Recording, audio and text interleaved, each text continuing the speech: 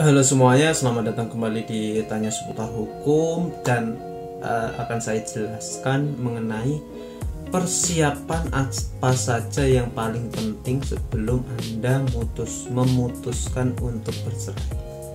Dan intro dulu.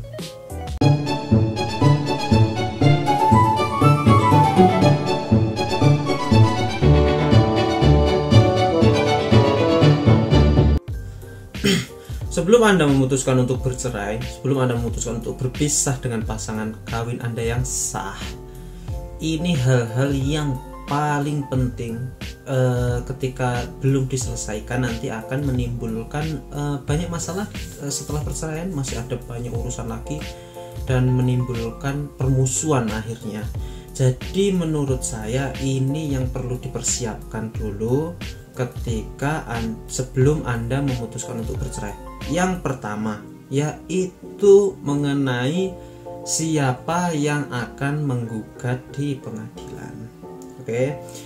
Sebelum memutuskan untuk bercerai lebih baik dimediasikan terlebih dahulu, diomongkan terlebih dahulu, diomongkan baik-baik antara suami dan istri, kedua belah pihak, diomongkan baik-baik juga mengenai siapa yang akan menggugat di pengadilan ya. Jangan tiba-tiba menggugat di pengadilan tanpa sepengetahuan salah satu pihak, nanti putusannya first take, tiba first take nanti suaminya bingung, kok saya sudah digugat tanpa sepengetahuan saya, nggak ada, apalagi alamatnya dipalsu juga, wah alamat saya dipalsu, nggak ada tuh, nanti malah itu nanti di akhir menimbulkan masalah yang banyak, akhirnya jadi musuh ya. Agar caranya baik-baik, pisahnya baik-baik, silahkan didiskusikan, masalahnya tidak bisa dicari solusinya dan solusinya terakhir adalah perceraian, silahkan tentukan dulu, diskusikan dulu siapa yang akan menggugat di pengadilan, dan di pengadilan nanti diputuskan akan memberikan jawaban atau tidak, akan datang di persidangan atau tidak, apakah putusannya first take atau tidak, apakah yang membiayai siapa dulu di pengadilannya, itu penting sekali. Itu jadi yang pertama seperti itu ya. Tentukan juga siapa yang membiayai juga, yang membayar uang pinjarnya, yang mengambilkan aktanya, yang menguruskan semuanya ya. Jadi tentukan itu dulu. Dan untuk yang kedua, untuk pertimbangan kedua, bukan pertimbangan, untuk persiapan perceraian kedua agar setelah bercerai itu nanti akur dan gampang, mudah, tidak terjadi konflik lagi, yaitu tentukan dulu siapa yang akan mengasuh anaknya, tentukan dulu hak asuh anaknya, tentukan dulu perwaliannya siapa. Kalau misalnya anaknya dua, silahkan dibagi satu persatu, biasanya yang kecil ikut ibunya, yang besar ikut bapaknya. Tentukan juga kapan waktu bertemunya, kalau misalnya anaknya satu, bapaknya kebagian hari Sabtu Minggu, itu kesepakatan di luar pengadilan saja, karena kalau di pengadilan nanti semakin ribet ya.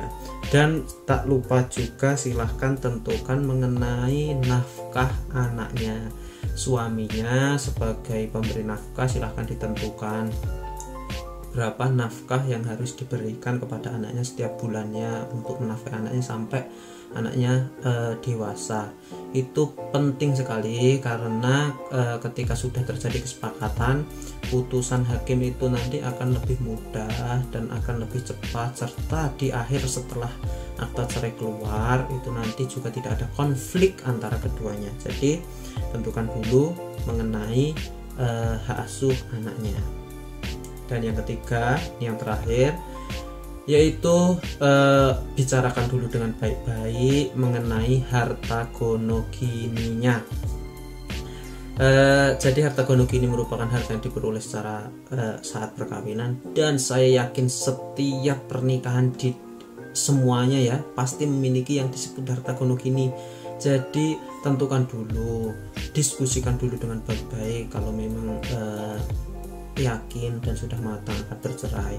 Harta gonogini akan dibagi atau tidak? Harta gonogini apakah akan dihibahkan ke anaknya, ataukah harta gonogini akan biarkan hakim saja yang akan membagi? Seperti itu. Itu lebih baik diomongkan terlebih dahulu. Jangan tiba-tiba nanti di gugatan perceraian juga masuk juga mengenai harta gonogini. Itu memperlambat proses perceraian dan kadang-kadang gugatan pokoknya tidak akan diterima oleh hakim dan bahkan bisa ditolak ketika gugatan perceraian dicampur dengan gugatan gonogini. Jadi tentukan dulu itu tadi, yaitu mengenai siapa yang akan menggugat, yang membiayai gugatannya. Setelah itu mengenai anak, mengenai hak asuh anak, silahkan diurus terlebih dahulu, diomongkan terlebih dahulu baik-baik. Yang ketiga mengenai gonogini, karena 3 unsur ini yang menjadi konflik setelah perceraian, yang menjadi bumerang setelah perceraian, yang menjadi bom nuklir setelah perceraian ya. Nanti di akhirnya malah bisa menjadi musuh bebuyutan gak karu-karuan, menjadi konflik sampai masuk ke pengadilan, sampai ke banding, sampai ke kasasi ya.